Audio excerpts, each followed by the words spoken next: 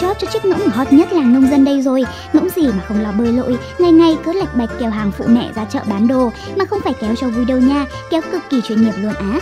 Hình ảnh chiếc ngỗng trắng phau dáng đi lạch bạch, trên lưng đeo gánh rau hoặc kéo theo cả xe hàng khiến dân tình nhìn vào chỉ biết tán chảy.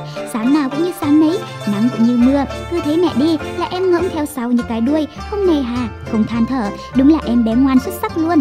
Khúc này mới chất nè, mấy anh chị em nào mà đang lười biếng nằm dai cả ngày, khi nhìn con ngỗng là tự biết xấu hổ liền, không làm gì mà đòi có ăn, trong khi chiếc ngỗng đây đam mê công việc nông dân, kéo hàng ngày qua ngày, trông mà muốn rớt nước mắt. Dân tình xem xong chắc cũng phải xin vía, học hỏi bí kíp siêng năng từ chiếc ngỗng nông dân phiên bản siêu cấp đáng yêu này quá.